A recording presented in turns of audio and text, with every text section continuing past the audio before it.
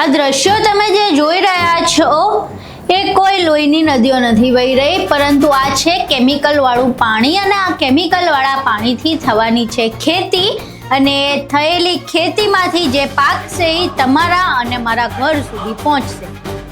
આખી ઘટના શું છે અને આ સિંચાઈનું પાણી જે છે એની આવી સ્થિતિ શા માટે છે, તમામ વિશે વિગતે ચર્ચા કરવી છે. નમસ્કાર, તમે જોઈ રહ્યા છો ચક્રવાત ન્યૂઝ. હું આપની સાથે હેમા.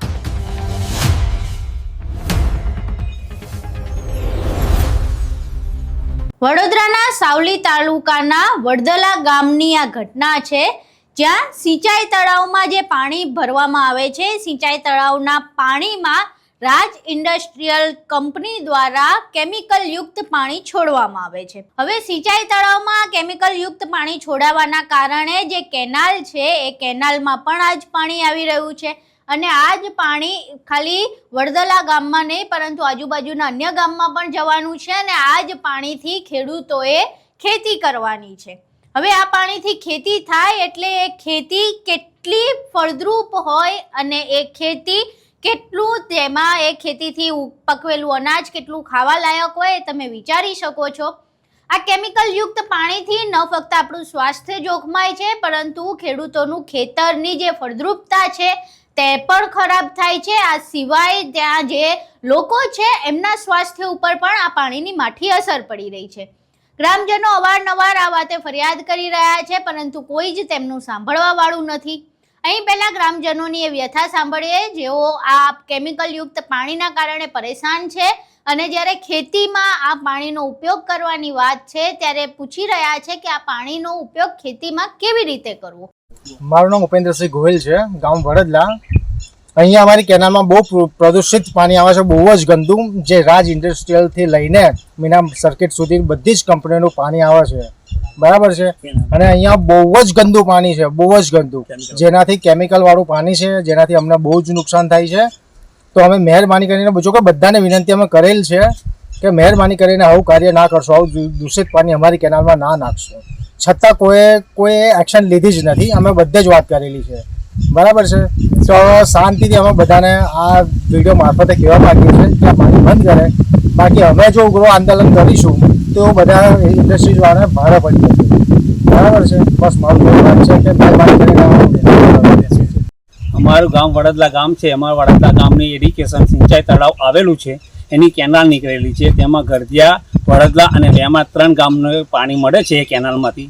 અને એ કેનાલમાં રાજ ઇન્ડસ્ટ્રીઝથી માંડીને મીના સર્કિટ સુધીના તમામ કંપનીઓના પાણી બોર્ડના ગટર મારફતે સિંચાઈ તળાવમાં નાખવામાં આવે છે અને એ પાણીથી અમારા ખેડૂતને પાકનું નુકસાન થાય છે, બધા પક્ષીઓ જાનવરોને પણ જાનહાનિ થાય છે. અહીં તમે ખેડૂતોને સાંભળ્યા. હવે પ્રશ્ન થઈ રહ્યો છે કે આવું પાણી શા માટે છોડવા દેવામાં આવી રહ્યું છે. આપણે ત્યાં ઇન્ડસ્ટ્રીયલ કાયદા છે, તેમ છતાંય આવી રીતે સિંચાઈ તળાવમાં આવું ગંદુ કેમિકલ યુક્ત પાણી શા માટે છોડવામાં આવી રહ્યું છે. શા માટે પાણીનું યોગ્ય ફિલ્ટર નથી થતું, એ વ્યવસ્થિત રીતે તેનું વિસ્થાપન નથી થતું, તે એક મોટો પ્રશ્ન છે. અને જો આ જે સિંચાઈ તળાવ છે ત્યાં આવી રીતે સરા જાહેર પાણી છોડવામાં આવતું હોય તો શું તંત્રએ આંખે પાટા બાંધી દીધા છે? તેને ખબર નથી પડી રહી કે આ પાણી ક્યાંથી આવી રહ્યું છે? જો ખેડૂતોને ખબર છે કે આ રાજ ઇન્ડસ્ટ્રીયલનું કેમિકલ યુક્ત પાણી છે તો રાજ ઇન્ડસ્ટ્રીયલ સામે હજુ સુધી કોઈ પણ કડક કાયદાકીય કાર્યવાહી શા માટે નથી કરવામાં આવી રહી? શા માટે તંત્ર કંપની સામે કાર્યવાહી નથી કરતી? શું તંત્રને કંપનીનો કોઈ ડર લાગી રહ્યો છે? એ પણ એક મહત્વનો મુદ્દો અહીં ઊભો થઈ રહ્યો છે.